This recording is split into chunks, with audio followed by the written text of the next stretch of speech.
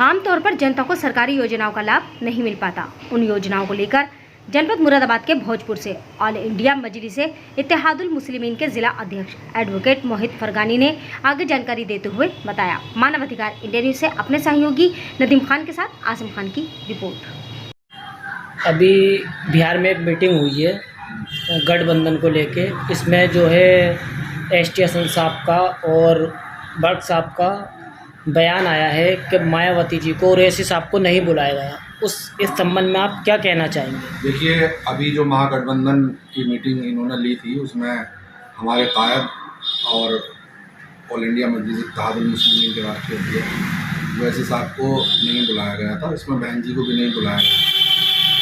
तो जनाब एसटी हसन साहब ने कहा है कि उन्हें बुलाना चाहिए था, और आज बर्ग साहब का भी बयान मैंने देखा है अभी, तो उन्होंने भी कहा है कि उसमें शिवसेना को बुला लिया और ओवैसी साहब को नहीं बुलाया, उन्हें बुलाना चाहिए था।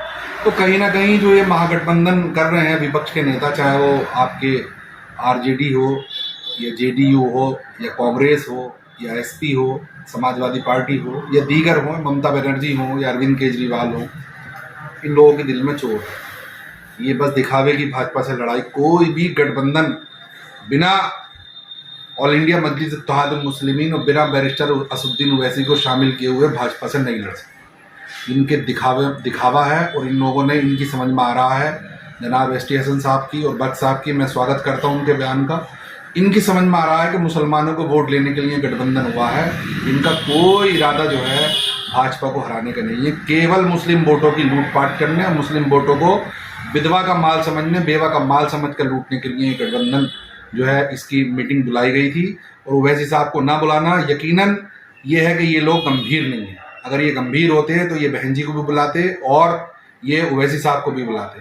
हमारी पार्टी नहीं बुला रहे, कोई बात नहीं, हम अपने दम पे चुनाव लड़ेंगे इंशाल्लाह। और मैं स्वागत करता हूं बर्ग साहब का और एसटी हसन साहब के बयान का कि कम से कम उन्होंने ये बात कही है, और उम्मीद करता हूं कि अपने हाईकमान को भी इस बात को लेकर वो आगाह करेंगे कि बिना ओवैसी साहब के कोई गठबंधन नहीं हो सकता। और समाज के कुछ लोगों को प्रधानमंत्री योजनाएं, मुख्यमंत्री योजनाओं का लाभ नहीं मिल पाता, तो उन लोगों के लिए आप क्या कहना चाहेंगे? नहीं है कि वो उन योजनाओं का इतना प्रचार प्रसार नहीं कर पाते, हालांकि प्रयासरत है जो वो उन तक पहुँचे। और हम लोग जो हैं, हम लगातार इस उसमें रहते हैं। हम हर तहसील दिवस पर जाते हैं। हर तहसील दिवस पर जाकर जो है हम जो सड़क का मुद्दा है, या मान लीजिए राशन नहीं मिल पाता है, या प्रधानमंत्री योजना के अंतर्गत कोई सड़क है, या पीडब्ल्यूडी के अंतर्गत कोई सड़क है, या कोई बिजली की समस्या है, तो लगातार हम लोग जो है जाकर वो समस्याएं उठाते हैं और अपनी तरफ से और अपनी पार्टी की तरफ से पूरी कोशिश करते हैं कि जो योजनाएं सरकार की हैं वो उन लाभार्थियों तक पहुँचें जिनके लिए वो योजनाएं बनी हैं। तो इसके लिए सरकार को ये चाहिए कि उन योजनाओं का प्रचार प्रसार व्यापक तरीके से करें, जो ग्रामीण स्तर में भी निचले तबके तक वो पहुंच सके और उनका पूरा फ़ायदा जो जिनके लिए वो योजनाएं हैं उनको मिल सके। मैं आपके चैनल के माध्यम से यही कहूँ। आप पूरी कौन सी पार्टी से हैं अध्यक्ष? मैं ऑल इंडिया मजलिस इत्तेहादुल मुस्लिमीन से हूँ और जिला अध्यक्ष भी हूँ, और इस विधानसभा में जिसमें आप बैठे हैं मैं इसका पूर्व प्रत्याशी भी हूँ विधानसभा 2022 से। आपको कितना समय हो गया इस पार्टी से जुड़े हुए? मुझे साहब, मैं 2021 में जुड़ा था जनवरी में, और 2 साल मुझे लगभग हो चुके हैं पार्टी में जुड़ा हुए। तो अध्यक्ष जी, पार्टी तो बहुत सारी थी, ऐसी क्या बात है जो आप ओवैसी जी को ही चुना आपने? देखिए, मैं राजनीति मैंने बचपन से देखी है, और अल्हम्दुलिल्लाह मैं जिस जगह से आता हूँ वहाँ 30-35 साल बहुत शानदार राजनीति रही है। कुछ लोग ऐसे थे कि जिन्होंने इतिहास बनाया, तो मैं उस क्षेत्र से आता हूँ। और मैं इन सब पार्टियों को, जैसे समाजवादी है, बहुजन समाज पार्टी है, कांग्रेस ने बड़े करीब से मैंने देखा। और मेरा जो पार्टी में आने का या राजनीति में आने का मकसद है वो समाज सेवा है। मैं चाहता हूँ कि जो हमारे साथ हक तलफियाँ हो रही हैं, उन हक तलफियों का हम जो है डट कर मुकाबला करें, उनके लिए हम आवाज़ उठाएं। इसका बेहतरीन प्लेटफॉर्म अगर कोई था तो ऑल इंडिया मजलिस इत्तेहादुल मुस्लिमीन था। मैंने बैरिस्टर असदुद्दीन ओवैसी साहब को देखा, टीवी पर देखा, मोबाइल पर देखा, और मैं उनसे बड़ा इंस्पायर्ड था।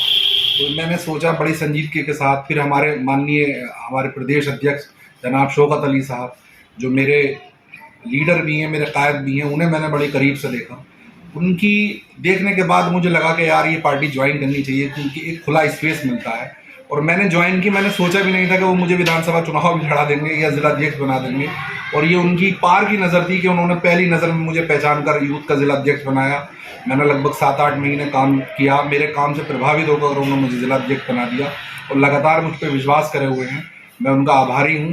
हालांकि मैं एक नाचीज़ हूँ, लेकिन बैरिस्टर साहब ने कहा कि हम जो है तुम में से ही तुम्हारे लिए नेता बनाएंगे, तो वो उस मुहिम पे हैं और मुझ जैसी नाचीज़ को उन्होंने विधानसभा का चुनाव लड़ा दिया। ये मेरे लिए बड़ी बात है, इसलिए मैंने ऑल इंडिया मजलिस इत्तेहादुल मुस्लिमीन पार्टी की। अध्यक्ष जी, ये जो 3 दिन ईद का त्यौहार रहा है, आज लास्ट डे है, इस मौके पर अपने महानगर वासियों को और जनता को से क्या कहना चाहेंगे, क्या मुबारकबाद दें?